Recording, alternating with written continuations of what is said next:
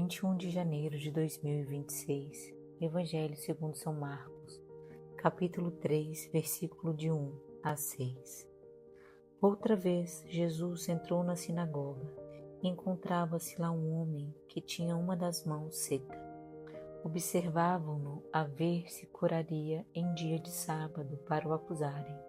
Jesus disse ao homem que tinha a mão seca: "Vem aqui para o meio." Depois disse-lhes: "É lícito em dia de sábado fazer bem ou mal? Salvar a alma de uma pessoa ou perdê-la?" Eles, porém, calaram-se. Olhando-os em roda com indignação, contristado da cegueira de seus corações, disse ao homem: "Estende a tua mão." Ele a estendeu e foi-lhe restabelecido a mão. Vejamos agora as interpretações segundo a Catena Áurea de Santo Tomás de Aquino e os grandes nomes da patrística. Segundo o entendimento de Teofilacto Diócrida, depois de desconcertar com o exemplo de Davi os judeus, que acusavam os discípulos por arrancarem espigas no sábado, agora conduze-os ainda mais à verdade. O Senhor opera o milagre no sábado, mostrando que, se é piedoso operar milagres no sábado para a salvação dos homens, não é mal fazer no sábado as coisas necessárias para o corpo. Diz, pois, o evangelista: outra vez Jesus entrou na sinagoga e encontrava-se lá um homem que tinha uma das mãos seca. Observavam-no a ver se curaria em dia de sábado para o acusarem. Vejamos as palavras de São Beda. Uma vez que o mestre havia justificado por meio de um exemplo louvável a violação do sábado, da qual os judeus acusavam os discípulos, agora os mesmos judeus, observando, querem caluniá-lo, de modo que, se curasse no sábado, pudessem acusá-lo de transgressão, e se não curasse, pudessem acusá-lo de crueldade ou fraqueza. E segue-se 2 pontos. Jesus disse ao homem que tinha mão seca: "Vem aqui para o meio." Segundo Pseudo Crisóstomo, Jesus colocou-o no meio certamente para que ficassem aterrados com seu aspecto e, tendo-o visto, dele se compadecessem e depusessem a malícia. Vejamos novamente São Beda. E, antecipando-se à calúnia que os judeus lhe haviam preparado, repreende-os, pois violavam os preceitos da lei com uma tentação depravada. Por isso se segue. Depois disse-lhes: "É lícito em dia de sábado fazer bem ou mal?" Jesus lhes faz essa pergunta porque pensavam que no sábado se deveria também repousar da prática de boas obras, ao passo que a lei ordena que se abstivessem das más ações, dizendo: "E nele não fareis obra alguma, servil", isto é, pecado algum, pois quem comete um pecado é servo do pecado.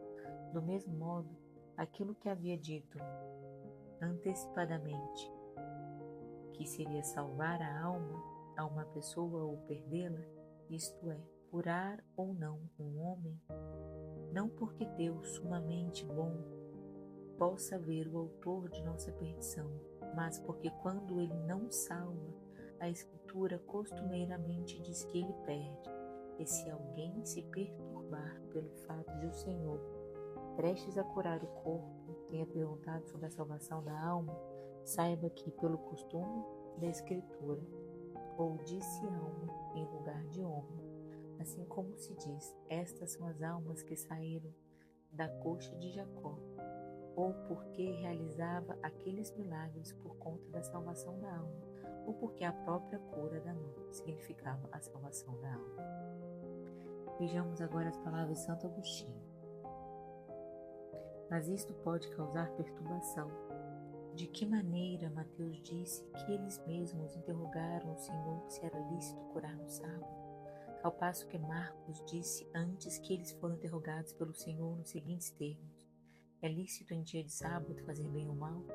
Deve-se, pois, compreender que, primeiramente, eles interrogam o Senhor, perguntando se era lícito curar ao sábado, e em seguida, por ter compreendido os pensamentos deles, que buscavam uma brecha para acusá-lo, o Senhor colocou no meio daquele que iria curar e indagou o que Marcos e Lucas respondem.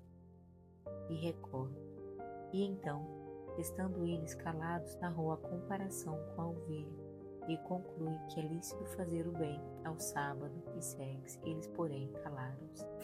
Segundo Pseudo Crisóstomo, eles sabiam, pois, que ele certamente iria curar. Segue-se, olhando-os em roda com indignação, porque o ato de olhá-los em roda com ira e entristecer-se pela cegueira de seus corações convém à humanidade, que indignou-se de assumir por nós. E acrescentou o milagre à palavra, de onde se deduz que o homem foi curado apenas com a palavra, por isso se segue.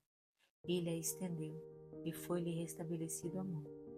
Por tudo isso respondeu de modo favorável aos discípulos, ao mesmo tempo em que mostravam que sua vida estava acima da lei. Segundo São Beda, de outra parte, em sentido místico, o homem que tinha a mão seca revela o gênero humano, ressecado pela infecundidade de boas obras, mas curado pela compaixão do Senhor. Gênero humano cuja mão direita, que em nosso primeiro pai se tinha ressecado quando colheu o fruto da árvore proibida, mas que pela graça do Redentor, quando estendeu as mãos inocentes na árvore da cruz, foi, com a seiva das boas obras, restabelecida na saúde. E convenientemente, a mão estava seca na sinagoga, porque onde o dom da ciência é maior, aí é mais grave o perigo da culpa inexcusável. Vejamos Pseudo Jerônimo. Ou significa os avarentos que, podendo dar, querem receber, pilhar e não distribuir. E eles é dito que, estando suas mãos, isto é, que aquele que furtava não furte mais, mas antes ocupe-se trabalhando com suas mãos em qualquer coisa honesta, a fim de ter que dar ao que está em necessidade. Vejamos Teofilato Diócrida. Ou tem a mão direita seca aquele que não opera as coisas próprias da parte direita, pois a partir do momento em que nossa mão se fixa em obras proibidas, ela se resseca com a operação do bem, mas será novamente restaurada quando permanecer firme na virtude. É por isso que Cristo diz: levanta-te, isto é, dos pecados, e fica de pé no meio, e não se alonga nem de modo reduzido, nem superabundante. Os fariseus, vejamos São Beda, os fariseus, reputando como crime o fato de que, imediatamente após uma palavra do Senhor, aquele que definhava estendeu incólume sua mão direita, entraram em conselho sobre as palavras do Salvador. Por isso se diz: mas os fariseus, retirando-se, entraram logo em conselho com os herodianos para ver como o haviam de perder. Como se cada um deles não fizesse aos sábados coisas maiores, levando alimentos, oferecendo cálice, executando outras coisas necessárias para o sustento. E com feito de que modo aquele que disse uma palavra, e foi feito, podia ser acusado de trabalhar no sábado? Que estas belas palavras vivas do Evangelho perdoem os nossos pecados.